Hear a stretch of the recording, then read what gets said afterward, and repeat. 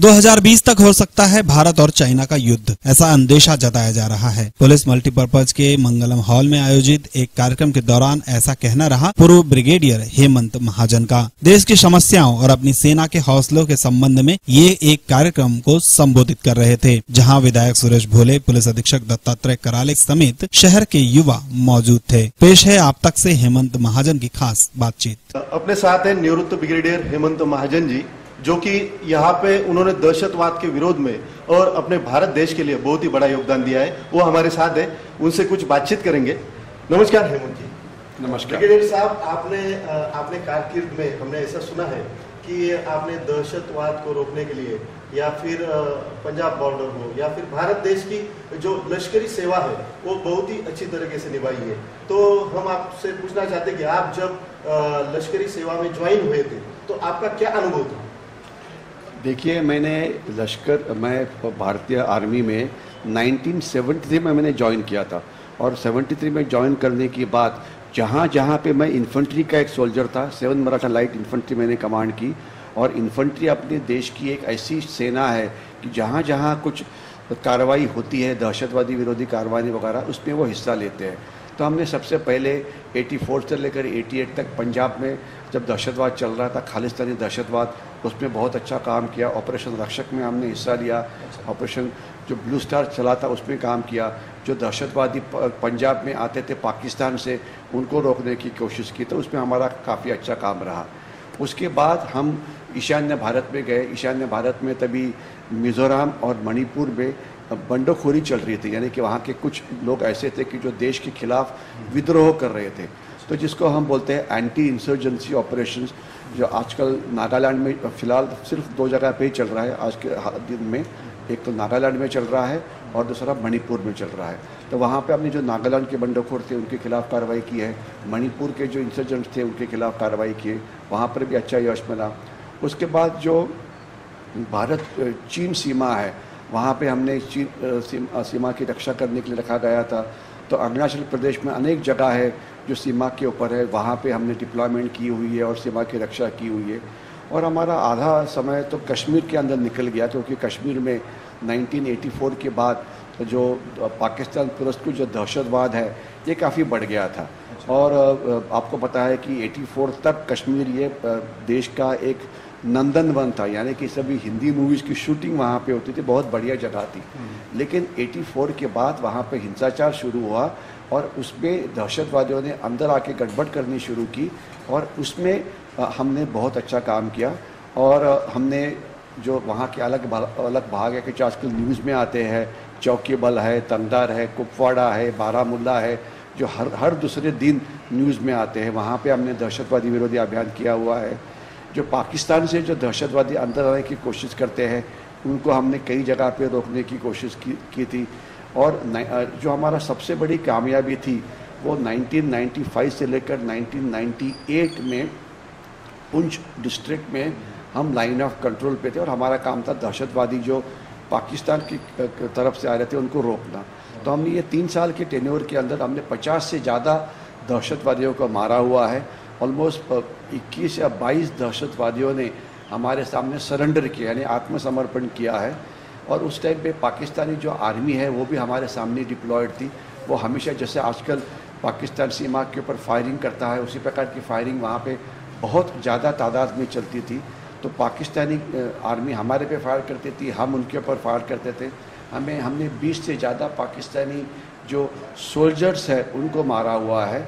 हमारी बहुत सारी कार्रवाई थी।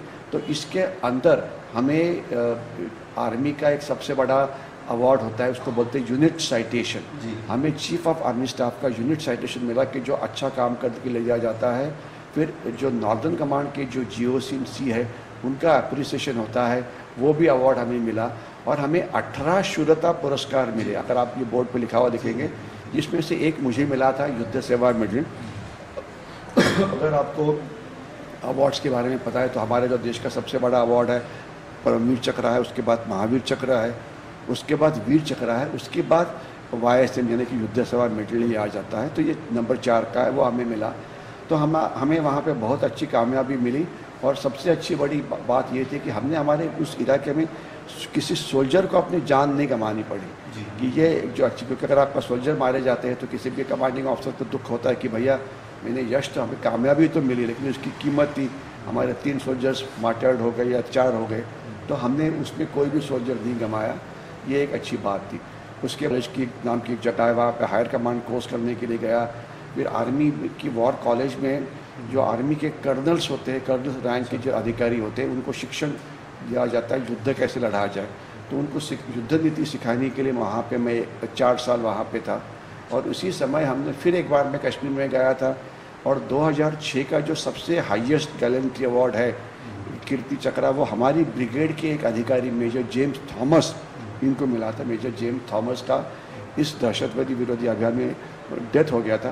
उन्होंने ऑलमोस्ट 10 दहशतवादी मारे थे, लेकिन लास्ट वाले अभियान में वो कामयाब, मतलब वो चल बसे। तो लेकिन उनको 2006 का सबसे हाईएस्ट अवार्ड मिला है। तो ये सब चीज़ें हमने हमारी सर्विस के दौरान अच्छी तरह से की। बहुत अच्छा कार्य रहा है सर। मैं आपसे एक पूछना चाहूँगा कि पाकिस्तान चीन पुरस्कृत दहशतवाद, और ये इसके बारे में आपने जो व्याख्यान दिया, तो ये विषय की संकल्पना के बारे में थोड़ा बताइए। और दूसरा एक सवाल ऐसा है कि आपने अभी औरंगाबाद में हमें ऐसा सुनने को मिला कि एक वक्तव्य किया था कि चीन और भारत के बीच में जो युद्ध की बारे में जो चर्चाएं हो रही है, बातें हो रही है, तो ऐसा सुनने को मिला कि 2020 तक, यानी 2020 तक युद्ध होने की संभावना है। तो आपकी राय क्या है इसके बारे में, आपके अनुभव के अनुसार, वो हमें बताइए। देखिए, ऐसी बात है कि 2009 में मैं फ़ौज से रिटायर्ड हो गया और तब से मैं देश की सुरक्षा इस विषय के ऊपर लिखान कर रहा हूँ। जितने सारे मराठी न्यूज़पेपर्स हैं, आप मेरी आर्टिकल्स वहाँ पे पढ़ पाएंगे। आज के जितने सभी मराठी न्यूज़पेपर जो है, महाराष्ट्र टाइम्स है, लोकसत्ता है, लोकमत है, सकाळ है, सभी में मैंने देश की सुरक्षा इस विषय के ऊपर लिखान किया हुआ है। और आज के समय मेरी 4 न्यूज़पेपर्स के अंदर मेरी कॉलम चल रही है। जो सामना है शिवसेना का, उस पर मेरी हर सैटरडे को कॉलम आती है। नवशक्ति जो मुंबई से पब्लिश होता है, वहाँ पे एवरी थर्सडे को होता है। तरुण भारत को एवरी संडे को होता है। ये सब अलग अलग आर्टिकल्स होते हैं, यानी कि हफ्ते में 4 आर्टिकल्स मेरे अलग अलग न्यूज़पेपर में पब्लिश होते हैं। कुछ इंग्लिश न्यूज़पेपर में भी पब्लिश होते हैं। और उसके सिवाय जितने भी टीवी चैनल्स हैं, जो महाराष्ट्र के तकरीबन 11 न्यूज़ चैनल्स है, IBN लोकमत है, TV9 है, ABP माझा है। सर, आपकी औरंगाबाद में जो वक्तव्य किया था, या हमें ऐसा सुनने को मिला, उसके बारे में आपकी क्या राय है कि 2020 तक युद्ध होने वाला है, ऐसी चर्चा चल रही है, आप इसके बारे में क्या कहना चाहेंगे? देखो, ऐसे है, 2020 ये एक समय दिया गया है कि कुछ आगे आने वाले दिनों में चीन हमारे खिलाफ और कार्रवाई करने की कोशिश करने वाला है। कारण यह है कि अभी लेटेस्ट न्यूज़ जो हुई है, उसमें जो चीन के जो पंतप्रधान है शी जिनपिंग, ये 5 साल के लिए फिर नियुक्त हो गए हैं और वो चीन के इतिहास में सबसे पावरफुल प्राइम मिनिस्टर बनने वाले हैं। जितना दुश्मन का प्राइम मिनिस्टर ज़्यादा पावरफुल बनता है, वो उतना ज़्यादा एक्शन करने की कोशिश होती है। और आज भारत और चीन भारत को अपना एक प्रतिस्पर्धी समझता है, क्योंकि एशिया में एक भारत एक अकेला देश है कि जो चीन की बराबरी करता है, और चीन चाहता है कि भारत उनकी बराबरी ना करे। इसके लिए वो पाकिस्तान की मदद लेते हुए हमें हमारे देश में अटकाता रहता है। वो नक्सलवादियों का मदद करता है। क्यों? कि आप चुपचाप से अपने आप में झगड़ा करते रहे। पाकिस्तान को दहशतवाद करने में मदद करता है। क्यों? कि दहशतवादी विरोधी अभियान में आप अटक जाए। वो बांग्लादेशियों को अंतर खोलने की कोशिश करता है। क्यों? ताकि भारत में जो इनडिसिप्लिन हो जाए, हमारे लोगों को काम ना मिले। वो जो क्या बोलते हैं फेक करेंसी नोट्स है, वो भेजने की कोशिश करता है। चीन कोई भी काम डायरेक्टली नहीं करता, ये सब इनडायरेक्टली पाकिस्तान के थ्रू करवाता है। और चीन जो डायरेक्टली करवाता है वो हमें इंटरनेशनल लेवल के ऊपर, समझो कि भारत वर्ल्ड बैंक से लोन लेना चाहता है तो वहाँ रोकता है। भारत हाफिज सईद को अंतर्राष्ट्रीय दहशतवादी घोषित करना चाहता है तो उसमें रोकता है। मतलब भारत यूनो के अंदर परमानेंट मेंबरशिप मिलाना चाहता है, वो उसमें रोकता है। यानी कि भारत की जो भी प्रगति होगी वो उसमें रोकने की कोशिश करता है। और पाकिस्तान को भारत का प्रतिस्पर्धी बनाने में कोशिश करता है, क्योंकि हम पाकिस्तान के साथ हम लड़ते रहे, हमारी आर्थिक प्रगति ना हो और हम अटकते रहे इसे, और उस समय चीन ये हमारे आगे निकल जाएगा। तो इसलिए हमें चीन हमारे साथ लड़ाई जरूर करेगा। लड़ाई ऑल आउट वॉर होगी कि केवल धमकाना होगा, केवल सैन्य की डिप्लॉयमेंट होगी, केवल उनकी एयरफोर्स हवा में आएगी, ये आने वाला समय आपको बताएगा। लेकिन एक समय आने वाला है कि चीन हमें लड़ाई की तरफ ले जाने वाला है, क्योंकि इसका कारण ऐसे है कि कोई भी देश अगर हम बड़े हैं, हम सुपर पावर ये जाहिर करना चाहता है, तो चीन भूटान से तो लड़ाई नहीं करेगा ना। भूटान की लोक संख्या सिर्फ 8 लाख है, तो वो अपने साइज का ऐसा देश ढूंढना चाहता है। तो उससे उनकी साइज का देश कौन है? भारत है। आज भारत की जो लश्करी ताकत है वो पूरे दुनिया के अंदर नंबर 3 या नंबर 4 पे मानी जाती है। तो इसलिए अगर आप फेम प्रसिद्धि करना चाहते हैं तो आप बड़े दुश्मन को चुनते हैं। आप श्रीलंका को नहीं चुनेंगे ना, क्योंकि श्रीलंका छोटा देश है। आप मालदीव को भी नहीं चुनेंगे, आप नेपाल को भी नहीं चुनेंगे, आप भारत को चुनेंगे।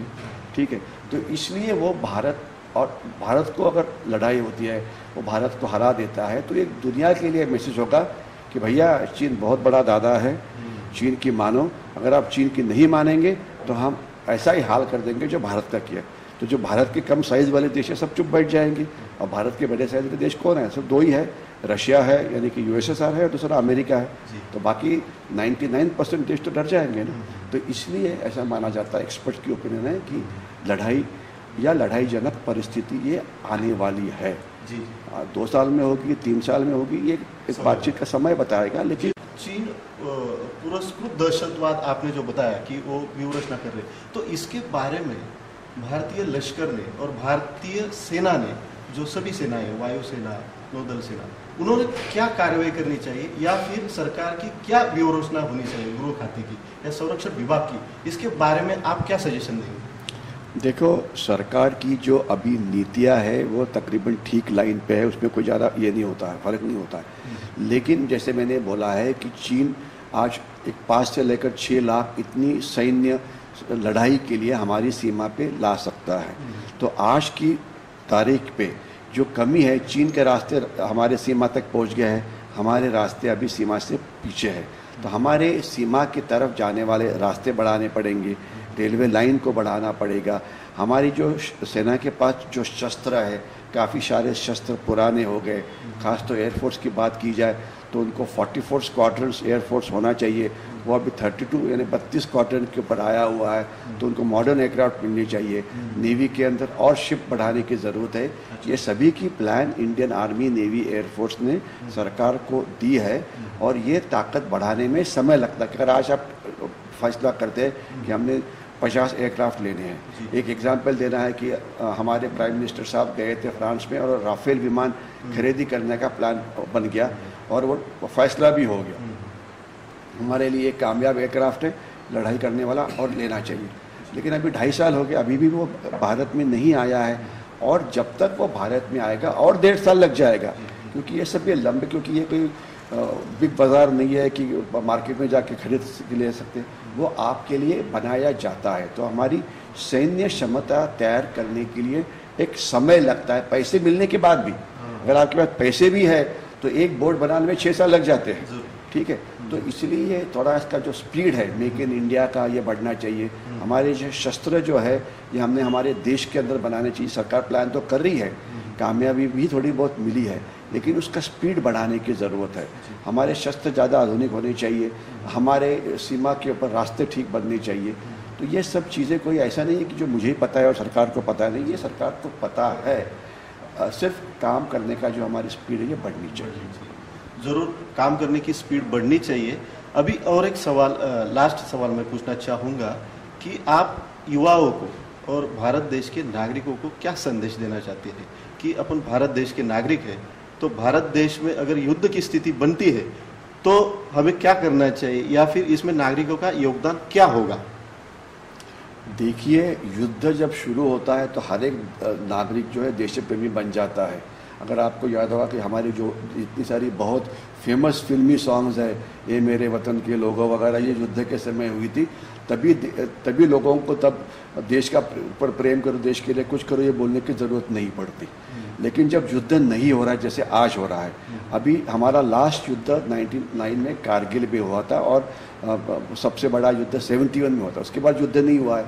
पाकिस्तान युद्ध नहीं करना चाहता है आपसे, वो आपके खिलाफ दहशतवाद कर रहा है, वो कश्मीर में हो, बाउंस पोर्ट हो, जो हमारे इस पे होते हैं, समुद्र किनारे से उल्टे काम करते हैं, वहाँ पे स्मगलिंग होता है, आर्म्स एम्यूनिशन अंदर लाई जाती है, नक्सलवादियों को मदद की जाती है, ईशान्य भारत में जो बंडोखोर है उनको मदद दी जाती है। सब ये इस प्रकार से अनकन्वेंशनल वॉर या असिमेट्रिक वॉर ये आज भारत में शुरू है और ये बहुत दिन चलेगा। इस समय सामान्य नागरिक जो है वो रोटी कपड़ा मकान की लड़ाई में अटक जाता है और वो देश की सुरक्षा के बारे में भूल जाता है। तो आज ज़रूरत यह है कि आज किसी भी भाग में हर एक सामान्य नागरिक ने जो हमारी सुरक्षा एजेंसीज है उनके कान और आँख बनने चाहिए, आईज एंड ईयर्स। अगर आप समझो जलगांव में है, जलगांव में कोई बांग्लादेशी आ गया तो उसको पकड़ने की कोशिश करो, जलगांव में कोई उल्टा काम कर रहा है, देश के खिलाफ कार्रवाई कर रहा है, तो आप उसके ऊपर कार्रवाई मत करो। कार्रवाई करने का काम जो है वो आपने फौज है या अपने पुलिस है उनके ऊपर छोड़ना चाहिए। लेकिन जब आप इसे समुद्र किनारा है, 7,600 किलोमीटर पे ये किनारा है, तो उसके ऊपर देखने के लिए क्या हमारे पास सामग्री पूरी है? नहीं है। तो जो किनारे पे वहाँ पे रहते हैं उन्होंने अपने आँख और कान खुले रखने चाहिए। अगर कोई बोट किनारे की तरफ आ रही है कि जो ठीक नहीं है उसके ऊपर ध्यान रखना चाहिए। जो बड़े शहरों में रहते हैं, दहशतवादी हमले बड़े शहरों में आमतौर पे होते हैं, मुंबई है, पूना है, वाराणसी है, कलकत्ता है, दिल्ली में है, तो वहाँ के नागरिकों ने अपना आँख और कान खुला रखना चाहिए। जो मध्य भारत है वहाँ पे नक्सलवाद के ऊपर खास हो रहा है, खासकर छत्तीसगढ़ में हो रहा है, उड़ीसा, झारखंड, बिहार में हो रहा है। तो वहाँ के नागरिक ने जो नक्सलवादी है उनके खिलाफ कार्रवाई के लिए उनके खिलाफ खबर देनी चाहिए। और बांग्लादेशी जो कैंसर है ये पूरी भारत में फैला हुआ है, तो 5 से 6 कोटी बांग्लादेशी भारत में, तो उनको पकड़ने की कोशिश करनी चाहिए। यानी कि कान और आँख बनो और देश के लिए कुछ करो। देश का पानी बचाओ, पानी की कमी है, देश का ईंधन बचाओ, देश की अन्न धान्य बचाओ, सोलर एनर्जी जनरेट करो, वेस्ट जो डिस्पोजल है उसको ठीक करो। आज सरकार ने बहुत सारे कार्यक्रम किए हुए हैं कि जो अगर आप जलगांव में रहते हैं तो अपने रूफटॉप के ऊपर आप सोलर एनर्जी से पावर निर्मित करो, जिससे हमारी बीज निर्मित जो है उसका पोल्यूशन कम हो जाएगा। ठीक है, अगर आप रेन वाटर हार्वेस्टिंग करो, क्योंकि जलगांव में पानी कम है, औरंगाबाद में पानी बहुत कम है। औरंगाबाद का जो डैम है 15 साल में एक ही बार भरता है, बाकी 14 साल खाली रहता है। तो ये सब हमारे किसान हैं आत्महत्या करते हैं, उनसे डायरेक्टली सामान खरीद लो, सब्जी खरीदना है उनसे खरीद लो। जो अपनी एनर्जी है बाहर से आती है तो उसका ऊपर ध्यान रखो, बिना कारण वो खर्चा मत करो। अभी सरकार इलेक्ट्रिकल कार्स बनाने वाली है जिससे पोल्यूशन कम होगा, उसके ऊपर करो।